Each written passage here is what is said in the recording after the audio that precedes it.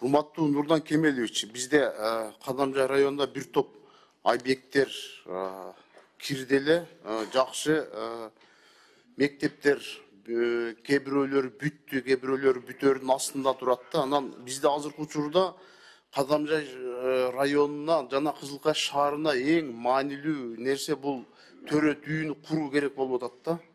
Кадамжай шаарына бир төрөт үйүнү жана Кызылкыя шаарына бир төрөт үйүнү куруу абдан зарыл болуп турат. Документтери ПСД жанакындай өзүнүн процедуралары менен бүт документтерин даярдашкан ошол жердин жетекчилери. Ушуну кандай кылабыз?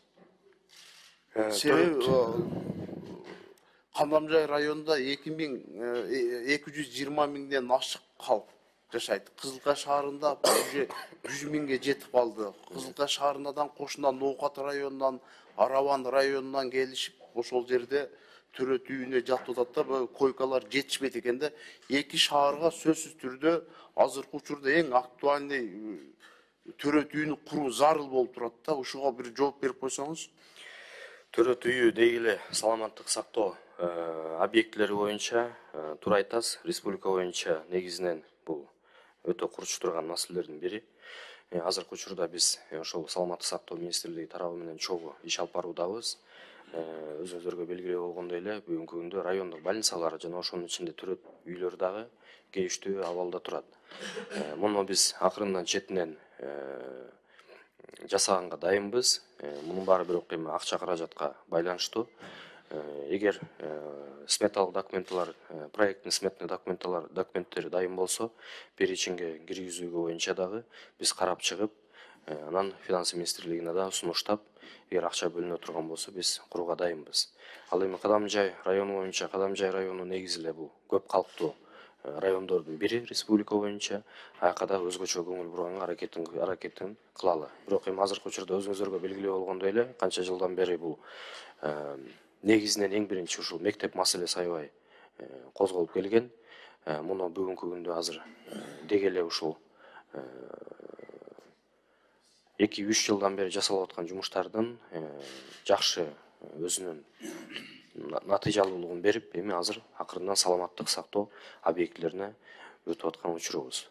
Ал эми Кадамжайын биз өзгөчө көңүл буруп, ошол жерге дагы экөө тең болбосо да хотя бирөөнү ушу эмди келе жаткан жылы тизмеге киргизгенге аракетин көрөлү. Жок дегенде бирөөнү бүтүрүп берсеңиздер жакшы болот эле да, калктын санына жараша.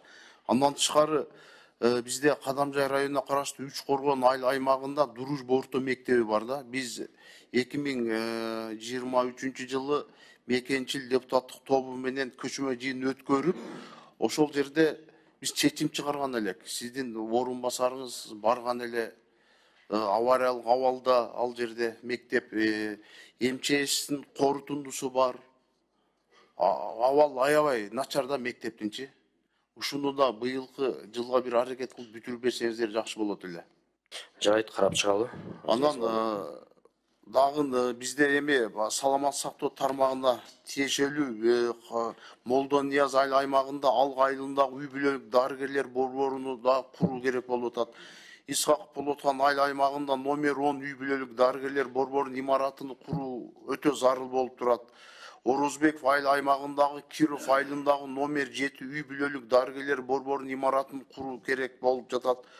Орозбеков айыл аймагында Кызылбулак айылындагы эски туберкулездин оорукананын имаратын эскирилиги жетип бош эле турат да, же саламат сактоо тармагы колдонулбайт жатат, аны же жергиликтүү бийликке бир өткөрүп берсе, ошол жерде бир жакшы бир элибизге кызмат кыла турган бир имараттарды реконструкция кылып оңдоп коюп коет эле да. Ушуну да бир өзүңүз бир көзөмөлгө алсаңыз, бир жолуңуз түшүп, Баткен областында иш-чаралар менен барып калсаңыз, ошол мен айткан ооруканаларга, анан туберкулезный больницага бир көрүп чыксаңыз. Андан тышкары Айдеркен шаарында дагы 3 этаждуу эски больницанын имараты турат. Биз буларды сактаган сайын эскилиги жетилип бузула берет да, ушуларды реконструкция кылып бир элге шарт түзүп берсек жакшы болот эле. Менде башка суроо деле жок. Анан Кадамжай районундагы курулуп жаткан мектептерге ыраазычылык билдиребиз. Жакшы иш кетип атат. Кудай буюрса, сентябрдын башында дагы 4-5 мектептин ачылышы аз эми күтүлүп турат. Ишиңизге ийгилик. Рахмат.